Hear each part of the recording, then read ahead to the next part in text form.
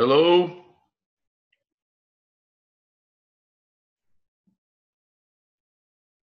Hello, are you there?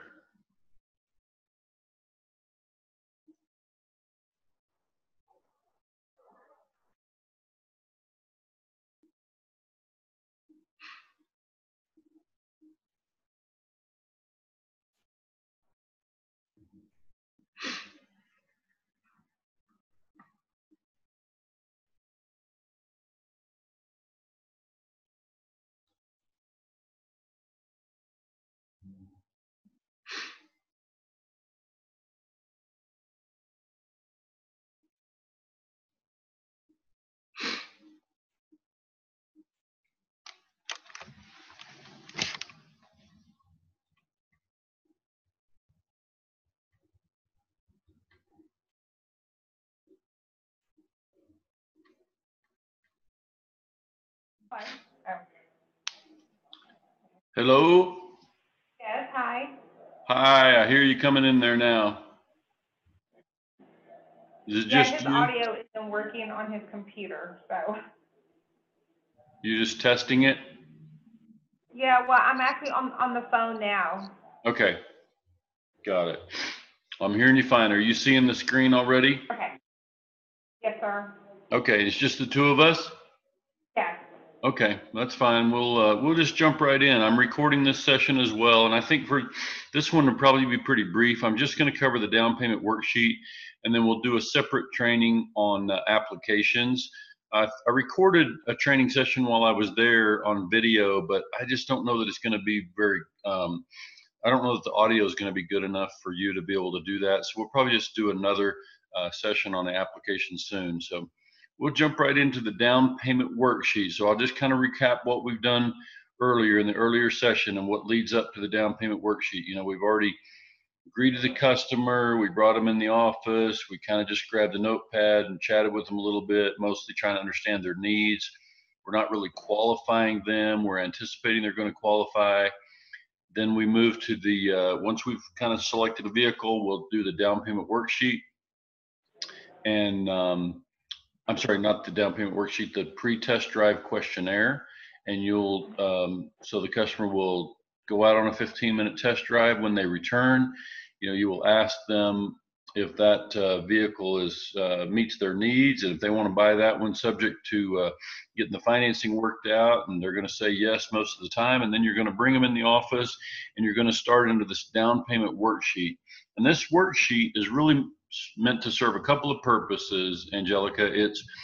It's meant to help you negotiate down payment with the customer, and it gets some preliminary information about their circumstance so it helps us to negotiate payment as well. So we'll just jump right into this and let you see how it's meant to work. So this will be in spreadsheet form at your desk. You'll have a template. I don't know if you can see on the screen that this file is named template, but once I started into it, I would just, if the customer's name is Smith, at any point along here, once I make some changes, let's say the stock number is 2004, and at any point along there, I can just stop and do a file and save as, and save this one as, Smith. I would just rename this to Smith and save it in the, ideally what you do is create a folder on your desk that is called pending deals or whatever. And so you would have this on Smith, on the Explorer, and that way you can quickly refer to it, et cetera. But that's all you would do is, I'm going to go ahead and save this. And so now I'm just working in Smith's down worksheet. So again, the vehicle is let's say it's a 2007 Explorer. And the selling price on the Explorer for our purposes here today, we're going to say is right at 10,000. So when I put in that number, it shows here that it defaults to orange is 15%. And so here's what I'm going to do. I'm going to say to the customer now, I know you guys are in on that Explorer. I know we talked about on the lot that you're looking for something, at $700 down is what you've got today. But I'm sure you understand, Mr. Customer, that, with any kind of financing, obviously the more down payment you can do, the more it's going to help with approval. It's going to help reduce finance charges and potentially help pay off the loan faster. But it's also going to potentially help me lower your payments. So you might jot those down, Angelica. Those three things are what come to mind for me. And this is true whether we're financing a car or whether we're financing some appliances at Home Depot. Pretty much the more down payment I can put, the more it's going to help with approval, because it's going to reduce the financed amount, the total loan amount. So it's going to help with approval that way. It's going to help to reduce finance charges. And if there's less finance charges, we're obviously going to pay it off faster. And it's also going to potentially help to make for a lower payment. So just all those three things is what I would typically say. So I'm trying to help the customer understand why I'm asking for more down payment here, even though we've already talked about 700 down. I'm going to show them, okay, folks, so I know you mentioned 700 down is what you'd be looking to do, but I'm sure you guys recognize that if you put some more down payment, it's going to help, in all those ways. It's going to help with approval. It's going to reduce your finance charges and potentially help me lower your payment. So I'm going to show you what it would look like if you could do 15% down instead. So 15% on this particular vehicle would be $1499.85. We've got a doc fee of $98.50. So ideally, you would be able to pay $1598.35 today. Is there any way you can do that? And of course, their answer is typically going to be no, but sometimes they'll surprise you and say, well, yeah, we actually, been holding back a little bit of money. I guess that does make sense. We could, if it'll lower the payments enough, I guess we could do that much. But that's going to be pretty rare. Typically they're going to back up and say, no, I couldn't do that. We might be able to do another 200. I might be able to do 900. And so we can talk about that. But so now what this does is, this 15% in orange is just a default number on your form. And so you have to be prepared to present that in a way, instead of, we don't want to tick the customer off, but we're sort of helping them understand why it's in their best interest to put some more down payment. And often this is going to just be negotiation. And you're going to say, okay, well, if you think you could do a little bit more, you think you could do 900, let me try something here. And let me do, if I did 10% instead, then that would be, $1,000 today, plus you'd have the $998.50. So you guys said you could do 900 today. So I'm going to put that in there, and you can see down here at the bottom it shows, okay, if we did 10% down instead, and you did 900 today, if you could promise another 198.40 in the next, however soon you could do it, then that's going to be equivalent to 10% down. And any amount that you can do is going to help with approval, both the money that you put down today and any down payment that you promise in the future. Both of those amounts are going to help with approval. If you guys think you could do, if you did 900 today, you think we could work out something for you to pay another 198.40 just as soon as possible, and then you would just negotiate with them. Now, obviously, if they have a trade, then you would put that in there, and Robert or somebody would need to look at the trade to determine its value and the allowance. And if they, let's say, for example, that there is, I'm gonna change this back. I'm gonna change this back to 15%. So now we're looking at, 1598.35. Let's say the customer can only do 700 down. Now we've got another 898 to figure out. But let's say they've got a trade in, and we've decided it's worth, he says it's worth $1,200, but they still owe $400, or I'm going to make that higher. I'm going to make it $900 they still owe. So they've got a $300 trade allowance credit of that amount. And so that still leaves, after the 700 cash, 300 net trade, that leaves them with a remaining down payment to schedule of $598.35. So you see, we just would load these numbers in, and then we just simply negotiate. And if this number, that $598.35, is just too big, they can't do any more down payment, then I'm going to come back up here and start playing with this number and see, reducing a little bit, and see, okay, well, what about $298? You think you could do that? Was still too much. I'm going to try 11%. Now it's back to that $198.39. You think you could do that? If we plan for 700 a day plus your trade in, you guys think you could do another $198.39? And if so, how soon could you do that? And if they say, well, we probably couldn't do it out of our check on the 1st because we've got rent, but we could maybe do it by the 15th of November, then, or December rather. So you would just, you know, kind of make a note about that and go down and start to try to negotiate something that would work. Okay. Gotcha. But that's all we're really doing is just, this number is just, it's a way for us to just, and I would always recommend you start it at 15%. And that's going to look like a pretty high number to the customer, but just, you know, I think we both agree that if they really could do 15%, it's going to be good for everybody. So we just need to always ask for that, and knowing that it ultimately helps them when they can do more. So now we go down to, and I'm going to come back to this 198.39. We still have promised to pay that later, so we'll figure out how soon they could do that.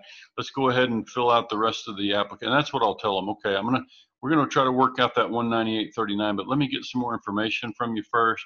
On the place that you're living, are you renting or buying that? And typically they're going to be renting, and you're going to get that information and how much is the rent, and you're going to put that number in right there.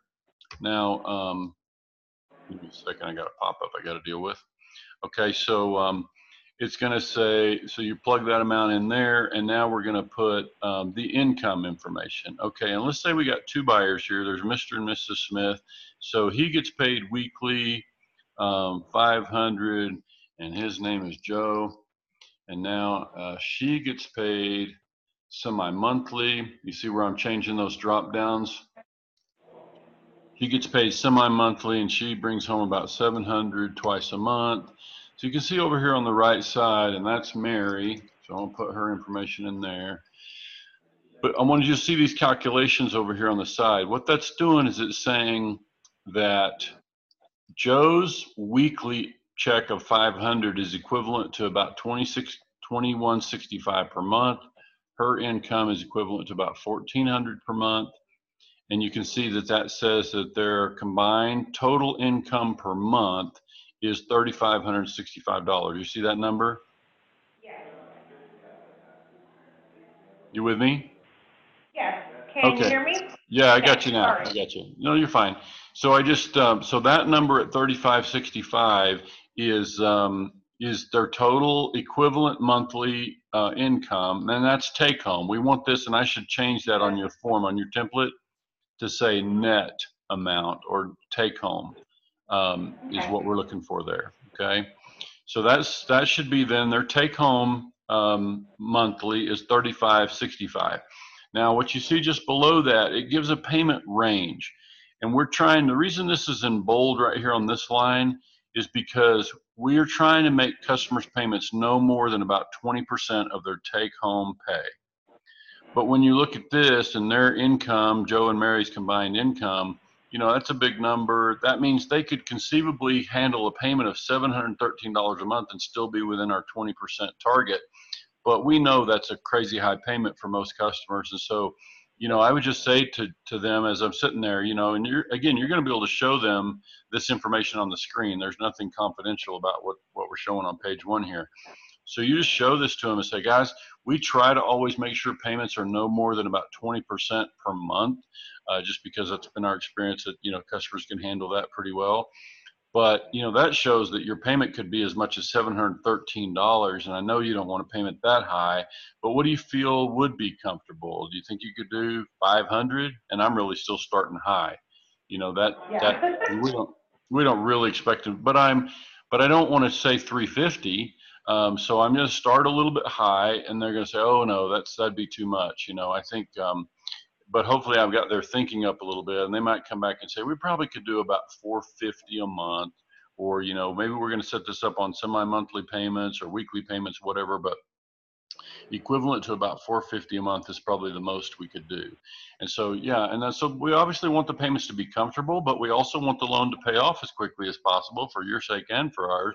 So, you know, as much as you can handle. So why don't we look at, nothing's etched in stone here, but why don't we try 450? If you think you could do that, I'm going to put a payment in of monthly of 450. And just to show you, Angelica, what you could do is if we wanted to make that a semi-monthly payment instead, you could go semi-monthly and 225, and it'll still do all the calculations over here. You could change that to weekly And let's see, about half. We did weekly and $90. That's only $390. If we did 100 weekly, that comes out to about $433. How's that sound, guys? If we did $100 weekly, you know, if you want to pay it around Joe's pay period, you guys could just call in your debit card every time and make a payment weekly. You know, we're fine with weekly payments as long as, you know, it's electronic payments or whatever. Then, you know, weekly is fine, and it's sometimes easier for customers to manage. So you want to do weekly, we'll just put it there, and that comes out to $433 a month. Does that sound comfortable for you? And you get a yes or no before you move forward. And we see that at 433, that comes out to be 12.1% of their take home pay. So that's a very good number. Again, we're trying to be below 20%, and we want to make sure it's comfortable. This is part of our job in working with a customer, is to make sure the down payment's manageable, the price of the car is manageable, and we're going to negotiate a payment that's comfortable. And then it'll be up to Robert to approve the deal based on the length of the contract. So when we're Okay. trying to make these payments around, you know, 400 a month or so, we're just trying to get the contract to pay off in a reasonable time period. Obviously, if we start trying to do payments of 200 and 250 a month, it's going to take too long to pay off. The miles on the car are going to be a problem. We're not going to be able to pay, you know, fast enough to pay down the loan and keep up with the depreciation on the car. So, you know, we're flexible, but the contract length has got to be reasonable. So let me just kind of recap for that for you. It's really important that we want to negotiate for as much down payment as we can get, and we can get some commitment for some deferred down payment. We want to set the payment as high as is possible and still be comfortable with for the customer. And then we just want to see where that takes us in terms of contract length. And so that's where Robert will, you know, have to make that judgment. So that's why we just negotiate for as much as we can get and is still comfortable for the customer. Now I'm going to set the date of the first payment. Let's say this customer has decided to do weekly. You and I are having this conversation on Monday, the 18th of November. So let's say the customer is going to start making their payments this coming Friday, which would be the 22nd of November. So I'm going to put 1122 right there. And that is just going to do some calculations down below. And now we go to Joe. Now, Joe, your employer, you said you worked for J&K Roofing, and how long you been with them? And I'm going to put that information over there. Okay, you've been there. And a lot of times, Angelica, we'll cover this more when we get in the application, but a lot of times customers are going to approximate or they're going to round it up. And so they're going to say, you know, it's common for him to say, well, I've been there about a year.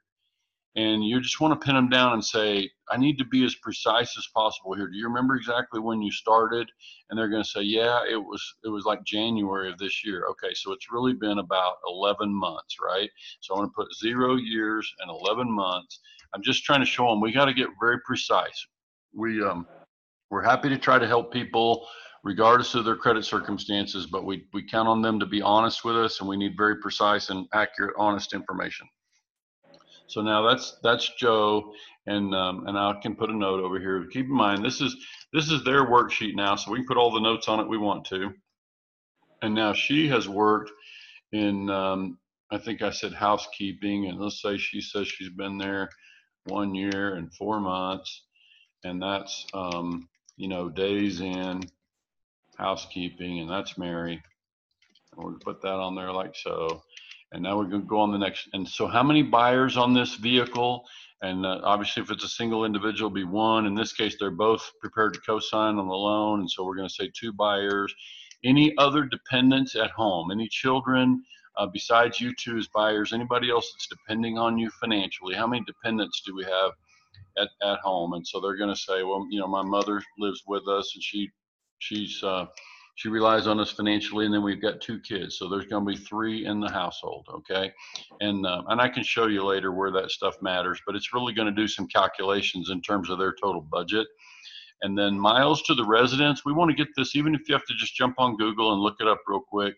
You know, if they say they're in Stamford or someplace, you know, you're going to be able to look it up and know just how far away they are. So if they do say Stamford, I don't know how far that is. I'm gonna pick a number. I'm gonna say it's 22 miles to Stamford, and I'm gonna go ahead and put over here Stamford, and then I'm gonna put a note down here below. He works or maybe both work in Abilene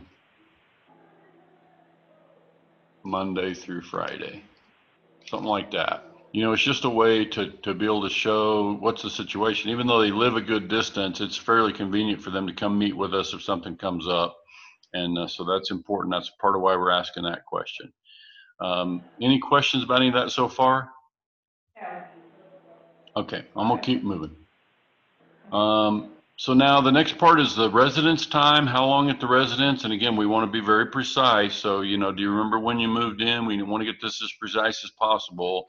And so you'll put on there, yeah, they've been at this residence 1 year and 1 month, and you can put the address there, but you're going to end up putting that over on the application. This is mostly just to get a feel for their qualifications and approval, or sort of a pre-approval thing. But now, is the tax refund anticipated in the next 60 days? Obviously, it's mid-November. Tax refunds come most likely in the month of February, but we keep this on the down payment worksheet so that you're in the habit of asking the customer every time, because again, we've got $198 additional down payment promised out there. We're going to want to find out, you know, where could that possibly come from, and so we're trying to figure that out. So you would just put yes or no right there, and then you can see if they do yes. Like if you're having this conversation January, you know, yeah, they've already filed it. We're anticipating, you know, $4,300. You would put that in there if it's a yes, and so on. And the date expected would be 3/15 of 2020. So you'd put that in there.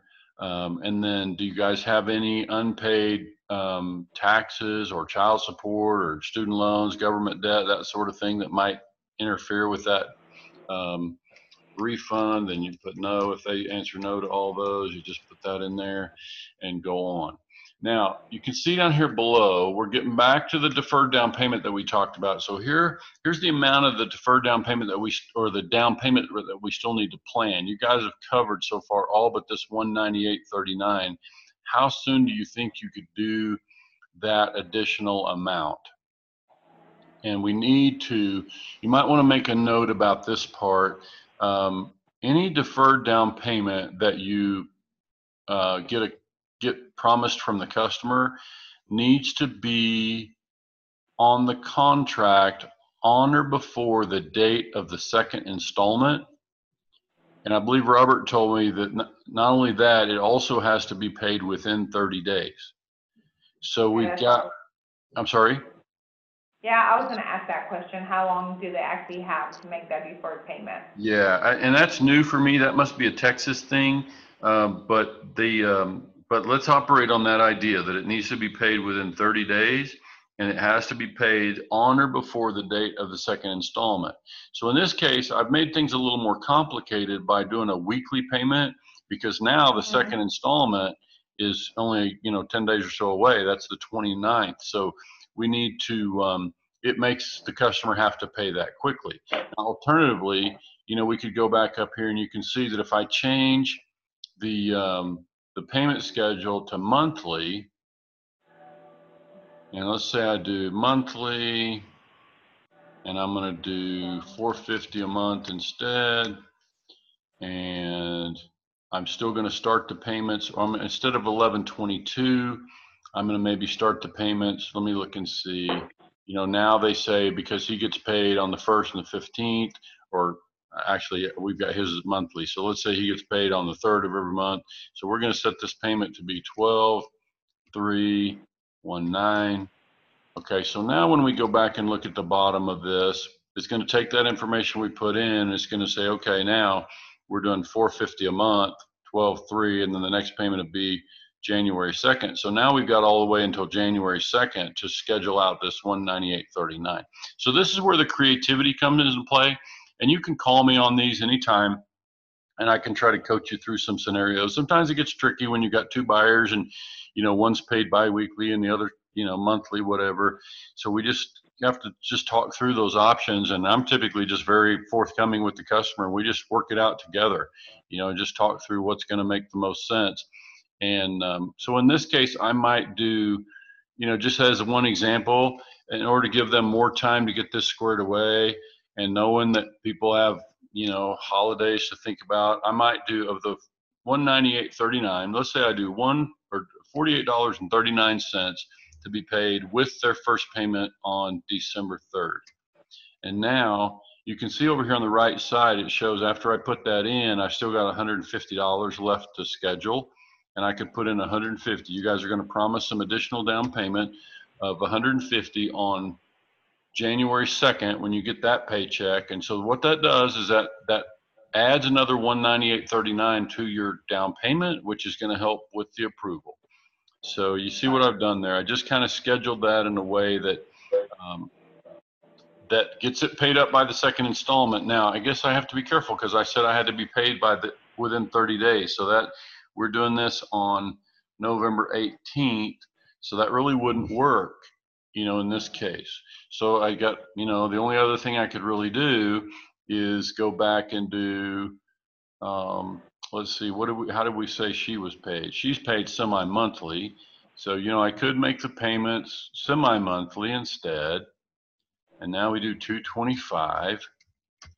And now, if they can do it, and this is where you just, you have to figure out if we can make it work. Sometimes it just won't work and we can't really get a promise of additional down payment. Whoops, I went too far. So but that would let me do 150 by the second installment, which is on the 18th. And so we just do it that way. But again, the customer has to be able to manage that. We just have to talk through it, and then you would, and I'm not going to take you through the quote, but basically what you would do is if the customer says they can manage that and you kind of talk through it, sometimes this is where you have to help them anticipate those things, like, that might be too much. Maybe we shouldn't promise that much. And you might have to go back it up a little bit, or, look at a different payment schedule or something that, and again, sometimes deferred down payment just might not make sense, but if you can get it, it's going to help reduce the risk, and it's going to help Robert feel more comfortable about approving it if you're getting some promise of additional down payment. But let's say we're going to leave it like this.